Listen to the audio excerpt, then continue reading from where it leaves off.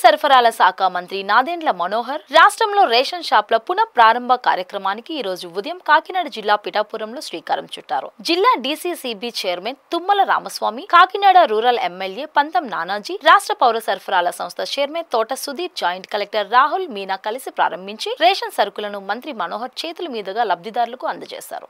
పారదర్శకంగా, నిజాయితీగా సరుకులు పంపిణీ చేసేందుకు ఈ రోజు నుండి రాష్ట్ర వ్యాప్తంగా రేషన్ షాపులను ప్రారంభించామని మంత్రి మనోహర్ అన్నారు. కాకినాడ జిల్లాలోని 1060 రేషన్ షాపుల ద్వారా సరుకుల పంపిణీ ప్రారంభించామని, పిఠాపురం నియోజకవర్గం, కాకినాడ రూరల్ నియోజకవర్గాల్లో ఈ కార్యక్రమంలో పాల్గొన్నందుకు సంతోషంగా ఉందని అన్నారు. సీఎం చంద్రబాబు ఆలోచనలతో కాకినాడ పోర్టును రాబోయే 2 ఏళ్లలో అభివృద్ధి పదంలో నడిపించేందుకు ప్రణాళికలు సిద్ధం చేసినట్లు మంత్రి తెలియజేశారు. ప్రభుత్వం ఏ లక్ష్యంతో అయితే ఈ కార్యక్రమాన్ని ప్రారంభించిందో, నిజాయితీగా, నిబద్ధతతోటి, ఎక్కడ కూడా పొరపాటు లేకుండా పారదర్శకంగా చేయాల్సిన కార్యక్రమాన్ని మీరందరూ కూడా పాల్గొని ఒక సేవా భావంతో ముందుకు తీసుకెళ్లాల్సిన అవసరం ఉంది.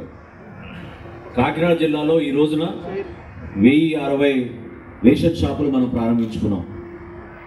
ఆ 1060 షాపుల్లో ఈరోజు మొట్టమొదటిది మనం ఎవరైతే వృద్ధులు ఉన్నారో వాళ్ళకి అందించాలని చేసిన ప్రయత్నంలో నానాజీ గారి నియోజకవర్గంలో చేయడం మాకు అదృష్టంగా భావిస్తున్నాం.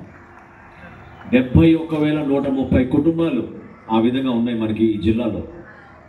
ఉదయం పవన్ కళ్యాణ్ గారి నియోజకవర్గం పిఠాపురంలో రాష్ట్ర వ్యాప్తంగా జరిగే ఈ కార్యక్రమాన్ని ప్రారంభించినప్పుడు 29,760 ఫేర్ ప్రైస్ షాపులు మనం ఒకేసారి ఒకే సమయానికి ప్రారంభించుకుని మరొకసారి ప్రజలకు అంకిత భావంతో పనిచేయడానికి మాకు ఒక అవకాశం కల్పించిన గౌరవ ముఖ్యమంత్రి గారు చంద్రబాబు నాయుడు గారికి, అదేవిధంగా రాష్ట్ర ఉప ముఖ్యమంత్రి పెద్దలు పవన్ కళ్యాణ్ గారికి మనస్ఫూర్తిగా మా పౌర సరఫరాల శాఖ నుంచి, మా అధికార యంత్రాంగం నుంచి వారికి ధన్యవాదాలు తెలుపుకుంటున్నాం.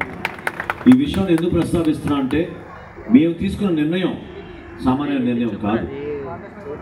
గతంలో ప్రతి సందులోనూ, ప్రతి వార్డులోనూ, ప్రతి గ్రామంలోనూ దశాబ్దాల కాలంగా ఒక వ్యవస్థ ఏర్పడింది.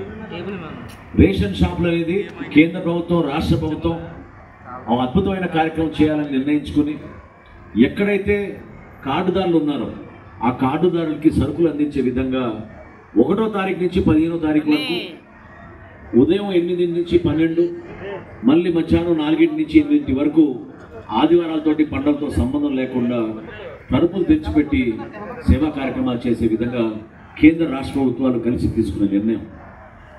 అటువంటి వ్యవస్థని వీళ్ళు ఖచ్చితంగా వాళ్ళ ఆలోచనల మేరకు ప్రజలకి ఉపయోగపడుతుందనే మభ్యపెట్టి 9,260 వ్యాన్లు 1,650 కోట్ల రూపాయలతోటి వాళ్ళు కొని ప్రతి నెల వీధి చివరికి వచ్చి గంట సేపు, 2 గంటల సేపు ఉండి వెళ్ళిపోయేవాళ్ళు. 3 షాపులకు ఒక వ్యాన్ ఇచ్చారు. ఆ షాపుల దగ్గర తీసుకున్న సరుకు ఎక్కడ పోతుందో కూడా ఎవరికి తెలియదు. ఎంతమందికి అందించారనేది ప్రజలకి తెలియకనా జరిగిపోయేది. అవినీతి ఏ స్థాయిలోకి వెళ్ళిపోయిందంటే, కొన్ని ప్రాంతాల్లో మేము వ్యాన్లు చెక్ చేస్తున్నప్పుడు 4-5 నెలల నుంచి వ్యాన్లు కనీసం బయటికి కూడా రాలేదు, కానీ సరుకు మాత్రం మేము డెలివరీ చేసామని నమోదు చేసేవాళ్ళు. దీనిపైన లోతుగా అధ్యయనం చేసి సాంకేతికంగా సమాచారం తెప్పించుకొని, ఇంకొక ఆశ్చర్యమైన విషయం చెప్తా మీకు. ఇప్పుడు ఉదయం నుంచి మేము మానిటర్ చేస్తున్నాం. కమిషనర్ గారు ఇప్పుడే నాకు చెప్పారు, ఇప్పుడు వరకు రాష్ట్ర వ్యాప్తంగా ఈ 29,760 షాపుల్లో 8,15,000 కుటుంబాలకి రేషన్ ఆల్రెడీ మేము ఈ 4 గంటల్లో అందించగలిగాం. గతంలో ఈ వ్యాన్లు మేమే సాయంత్రానికి చూసి ఆశ్చర్యపోయే వాళ్ళం. మొదటి రోజే 93% పూర్తి చేసామని చెప్పి మాకు లెక్కలు పంపించేసేవాళ్ళు. ఎక్కడికి వెళ్ళారు? ఎవరికి ఇంటింటి డెలివరీ చేశారు చెప్పండి? ఎంతమంది ఇంటి వద్దకు వచ్చి వాళ్ళు నిజంగానే సరుకులు అందించగలిగారు?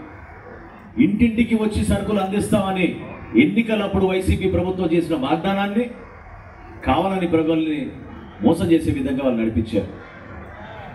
రాష్ట్ర వ్యాప్తంగా ఈరోజు చేస్తున్న ఈ పండుగ వాతావరణంలోని కార్యక్రమం మీకోసం, ఒక మార్పు కోసం, ఈ షాపులు మీకోసం, భవిష్యత్తులో కూడా ఈ విధంగా ఇంకా పటిష్టం చేసేటట్టు కిషోర్ లాంటి యువకులకి ఆదాయం పెంచే విధంగా మేము ఆలోచిస్తున్నాం.